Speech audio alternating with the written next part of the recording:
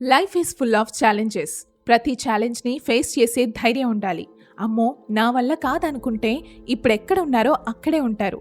లైఫ్లో ఎదగడానికి ఎటువంటి ఛాన్స్ వచ్చినా దాన్ని వదులుకోకండి.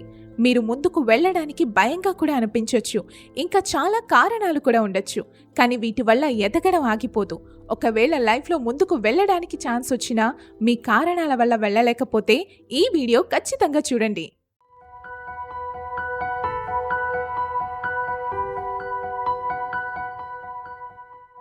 ఫస్ట్, మీ మైండ్ సెట్ని మార్చుకోవాలి. మీకు వేరే కారణాలు ఉంటే ఏమో కానీ మీరు నేను చెయ్యలేనేమో అని ఆగిపోతే మాత్రం అది మీరు గొప్ప అవకాశాన్ని కోల్పోతున్నట్టే. కాబట్టి కొంచెం మీరు ఆలోచించే విధానం మార్చుకోండి. ఒక కాయిన్కి 2 సైడ్స్ ఉన్నట్టు ఏదైనా జరగాలంటే 2 పాసిబిలిటీస్ ఉండొచ్చు. మీరు అనుకున్నది జరగచ్చు లేదా జరగకపోనవచ్చు.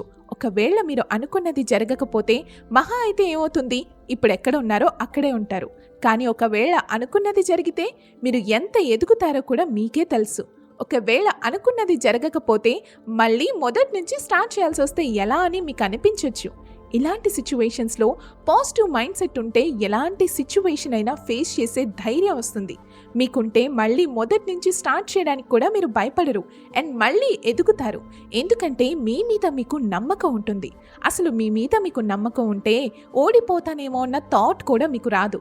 కాబట్టి నా వల్ల కాదేమో, ఓడిపోతానేమో అన్న మైండ్ సెట్ మార్చుకోండి.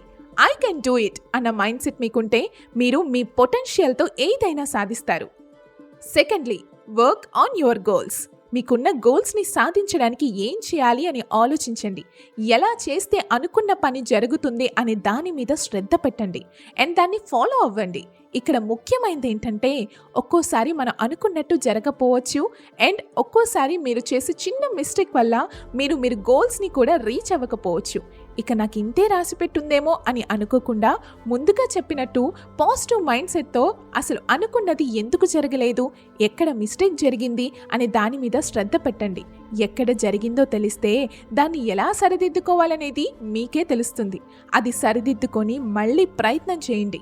మళ్ళీ తప్పు జరిగితే మళ్ళీ ఎలా జరిగింది, ఎందుకు జరిగింది అని ఆలోచించి ముందుకు వెళ్ళండి తప్ప అక్కడే ఆగిపోకండి. ఒక్కోసారి పెద్ద గోల్స్ని ఒకేసారి ఫినిష్ చేయాలి అని ట్రై చేస్తాం. అది పాసిబుల్ అవ్వకపోవచ్చు. అలాంటప్పుడు మీ గోల్స్ని డివైడ్ చేయండి. కొంచెం కొంచెంగా ఫినిష్ చేయండి. అంతేకాని నా వల్ల కాదేమో అని మిమ్మల్ని మీరు తక్కువ అంచనా వేసుకోకండి. కొన్నిసార్లు కొన్ని బ్యాడ్ అండ్ వరెస్ట్ ఎక్స్పీరియన్సెస్ కూడా ఎదురవుతాయి. ఇలాంటి కూడా మీకు అసలు సాధించే పొటెన్షియల్ ఉందా అనే డౌట్ కూడా క్రియేట్ చేస్తాయి. ఆల్రెడీ చెప్పిన విధంగా పాజిటివ్ మైండ్ సెట్తో మళ్ళీ ప్రయత్నించండి. Every bad experience is a lesson. ప్రతి మిస్టేక్, బ్యాడ్ ఎక్స్పీరియన్స్ మీకు పని ఎలా చేయకూడదు అనే దాని గురించి నేర్పిస్తుంది.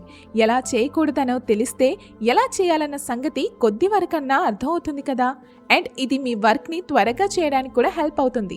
ఎలా చేయకూడదో తెలిస్తే ఎలా చేయాలనే విషయంలో మీరు కొత్త విషయాల్ని కూడా నేర్చుకుంటారు అండ్ మీకు మీ వర్క్ని ఫినిష్ చేసే కాన్ఫిడెన్స్ ఇస్తుంది. ఎలాంటి సిచ్యువేషన్స్ ఎదురైనా కూడా మీపై మీకు నమ్మకం ఉంటే, మీ సత్తా, మీ పొటెన్షియల్ని మీరు నమ్ముకుంటే ఏదైనా సాధిస్తారు. ఎప్పుడు కొత్త విషయాలు నేర్చుకోవడానికి రెడీగా ఉండాలి అండ్ ఎలాంటి ఫెయిల్యూర్స్, మిస్టేక్స్, బ్యాడ్ ఎక్స్పీరియన్సెస్నైనా యాక్సెప్ట్ చేసే మనస్తత్వం ఉండాలి. అప్పుడు మీలో సాధించే పొటెన్షియల్ పెరిగి మీపై మీకు నమ్మకం ఇంకా పెరుగుతుంది. ఇప్పుడు నేను మీకు ఒక చిన్న స్టోరీ చెప్తాను. JK rolling, Harry Potter series రచయిత. తనొక డివోర్స్డ్ సింగిల్ మదర్. తను అలా అవ్వగానే నా లైఫ్ అయిపోయింది అని కనుక అనుకుంటే ఇప్పుడు మనకి ఇంత మంచి రీడింగ్ ఎక్స్పీరియన్సెస్ కోల్పోయేవాళ్ళం. అలాగే తను రైటింగ్ స్టార్ట్ చేసినప్పుడు కూడా చాలామంది తనని రిజెక్ట్ చేశారు. చాలా రిజెక్షన్స్, బ్యాడ్ ఎక్స్పీరియన్సెస్ని ఫేస్ చేసింది. వాటి వల్ల తను ఆగిపోయినా మీరు అంత మంచి సిరీస్ని మిస్ అయిపోయేవారు. This is not the end అని అనుకుని తన పొటెన్షియల్ తాను గుర్తించుకొని ముందుకు సాగింది. తన స్టోరీ నుండి మీరు 2 ఇంపార్టెంట్ లెసన్స్ నేర్చుకోవచ్చు. లైఫ్లో ఏదైనా అన్ఎక్స్పెక్టెడ్ జరిగితే లైఫ్ ఇంతేనేమో అని ఆగిపోకూడదు. ఇంకా every rejection, failure, bad experiences వల్ల లైఫ్ లెసన్స్ నేర్చుకొని ముందుకు సాగాలి అండ్ ఎదగడానికి ఎటువంటి అవకాశం వచ్చినా వదులుకోకూడదు. అండ్ ఎప్పుడూ కానీ ఇంతకు ముందు జరిగిన బ్యాడ్ ఎక్స్పీరియన్సెస్ని ఇప్పుడున్న ప్రజెంట్ సిచ్యువేషన్స్తో చేసుకోకూడదు. అలా చేస్తే మీరే స్ట్రెస్గా ఫీల్ అయ్యి కాన్ఫిడెన్స్ కోల్పోతారు.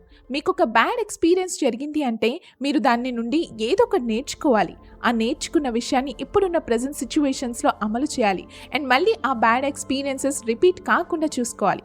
అంతేకాని దాని గురించి ఆలోచిస్తూ అలానే ఉండిపోతాడేమో అని భయపడుతూ ఉంటే ప్రెజెంట్ గోల్స్ని అచీవ్ చేయలేరు. మీ స్ట్రెంగ్త్ అండ్ వీక్నెసెస్ని కూడా గుర్తుపెట్టుకోవాలి. మీ స్ట్రెంగ్త్ని బాగా గుర్తు చేసుకుంటూ మీ గోల్స్ని అచీవ్ చేయాలి.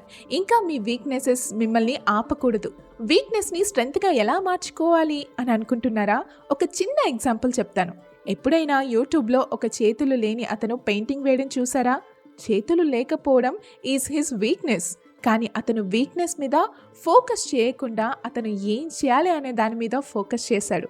అతను పెయింటింగ్ బ్రష్ని తన నోట్లో పెట్టుకొని పెయింటింగ్ వేశాడు. And you know what his paintings are just amazing.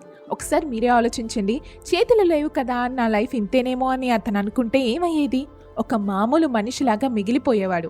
కానీ అతను వీక్నెస్ని తన స్ట్రెంగ్త్గా మార్చుకున్నాడు. అండ్ ఇప్పుడు అందరూ అతని గురించి మాట్లాడుతున్నారు. నిజం చెప్పాలంటే స్ట్రెంగ్త్ వీక్నెసెస్ అనేవి అసలు ఏవి ఉండవు. అవి కూడా మన మైండ్ సెట్ వాటిని చేస్తుందంతే. ఇది ఉంటే నేను చేయగలుగుతాను అని అనిపిస్తే అది మన స్ట్రెంగ్త్. ఇది ఉంటే నేను చేయలేనేమో అని అనిపిస్తే అది మన వీక్నెస్ అవుతుంది.